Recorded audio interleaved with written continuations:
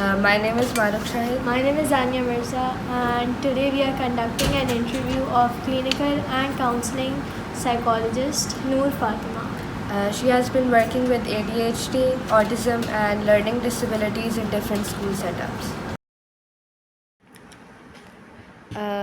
So let's start with the questions. What is ADHD and how do you define it? When you talk about ADHD is attention deficit hyperactive disorder. It is a neurodevelopmental disorder. When we talk about ADHD, it consists of some issues like inattention, hyperactivity, and impulsivity. People or individual going through ADHD might have issues related to these. What are the possible causes or risk factors of ADHD? So when we talk about the risk factor or causes, or we can say in psychological term, etiology of ADHD. So first thing that comes is about biological or environmental factors, or it can be both. So it like कि जब genes की बात करते हैं तो genetic it runs in families, biological relatives का होना बहुत ज़रूरी है, and if a parent has it means कि 60% chances are there कि उनके बच्चे को भी होगा. So logical factors, so we can say कि उनके ब्रेन रिलेटेड इश्यूज़ क्या हो सकते हैं. सो ब्रेन रिलेटेड जो इश्यूज़ होते हैं वो ज़्यादातर बेस्ड होते हैं कि they have smaller pre frontal cortex. जो उनका ब्रेन का फ्रंटल कॉर्टेक्स होता है वो as compared to they it can be abnormal functioning, or it can be smaller as compared to the individual with a normal brain size. So usually smaller prefrontal cortex, or we can say frontostriatal cortex circulatory. तो उसमें ये होता है कि हमारा prefrontal cortex usually deal करता है executive functioning के साथ, like thinking, attention, memory, taking decision. जिनको ADHD होता है उनके साथ ये इश्यूज़ आते हैं to deal with executive functioning. Also they have this smaller cerebellum and cerebral cortex as well, and they have lesion in brain. A study found that कि उन बच्चों के साथ यूजुअली कोई lesions भी हो सकते हैं ब्रेन के अंदर. About the neurotransmitters, usually there is deficiency of dopamine and non-epinephrine, and when pregnancy, childbirth, complications और early developmental issues, सबसे पहली जो चीज़ आती है वो ये आती है कि मदर की तरफ से usually there is chances कि she is taking excessive drugs or doing cigarettes or use of tobacco in any form, or she is taking alcohol. तो इसके जितने भी effects आएंगे during the pregnancy, it's going to affect their child, और birth complications भी हो सकती हैं, malnutrition भी हो सकता है, low birth weight. their issue कि अगर low birth weight होगा तो बच्चे को ADHD होने के बहुत chances हैं. अगर कोई trauma हो गया है मदर को ड्यूरिंग प्रेगनेंसी, या बच्चे की चाइल्ड बर्थ जब हुई है तो उसके ड्यूरेशन में कोई कॉम्प्लिकेशन आ गई है तो देयर आर चांसेस कि ADHD हो सकता है.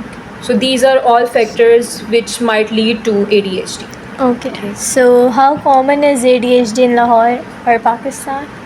So when we talk about it worldwide, it's the prevalence is 5.3% in children and 2 to 5% in adults. But when do we talk about Pakistan, it's 7.2% in young adults. Usually we don't have the researches related to Pakistan. It's usually go undiagnosed. Yes. There's no particular prevalence rate, but overall अगर पाकिस्तान का देखें तो they are 7.2% in young adults. Okay. So what is the current state of stigma surrounding ADHD in society, and how do you believe it? Stigma is still there. It's quite considerable because I've been working with special students and children in different setups, private and government both, and we usually face so many issues. And I think we educators take it as a disciplinary issue as compared to उसको neurodevelopmental issue लेना चाहिए, but they take it as a common issue. बच्चे को label कर देते हैं हम लोग कि ये पढ़ नहीं रहा, ये बैठ नहीं रहा, तो we don't take it as a neuro issue कि कोई cognitive में problem हो सकती है. तो yeah. So in your opinion, are there enough resources of ADHD students in Lahore? I think resources are very limited in these setups, but I'm glad that now since I've started working, so I see a lot of improvement by every year passing. So when I started working, there were very less resources, very limited. But now we do have resources, but I will say they are still limited because there are institution like private की अब जब बात करते हो तो वो बहुत कुछ अब दे रहे हैं. They are giving you counseling services, we have special education setup, and we have awareness, but there's still a lot of work which need to be done. Okay, so what strategies can help individuals with ADHD stay focused and retain information?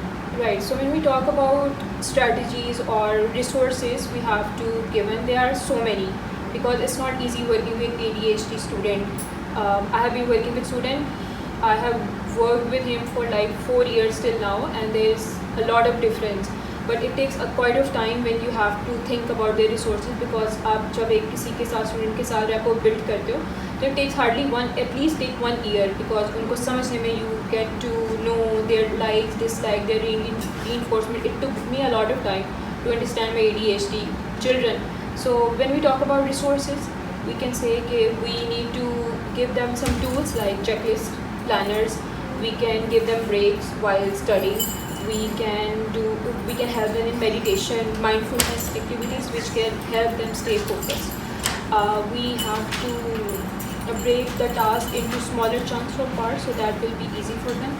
And what else we can do is we can make a structured environment according to their needs. We can give them extra time on test. We can help them in making time management skills उनकी develop करा सकते हो.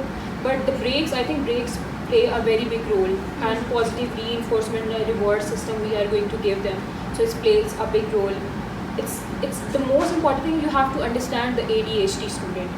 It's the most important part. If you are not going to realize it, then I don't think so anything's going to work for them. Like challenges do students with ADHD face in classroom? ADHD face a lot of students. They have this family pressure, they have peer pressure, they have academic pressure, they have every kind of pressure, and which lead them to depression, anxiety or stress. कोई भी साथ एक और disorder भी introduce हो सकता है, because it's not easy to diagnose it when we work with students. So it's a lot. So how can educators and parents support students that are suffering from ADHD in academic settings?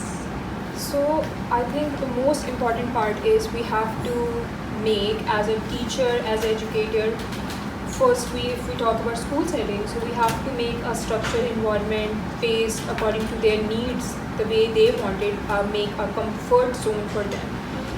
Parents, teacher and school counselor collaborate with each other for betterment of their student or their children. Education interventions are very important.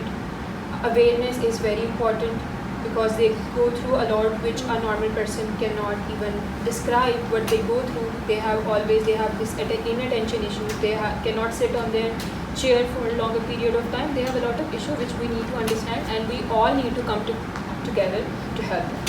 Okay, so what are the potential consequences of untreated ADHD?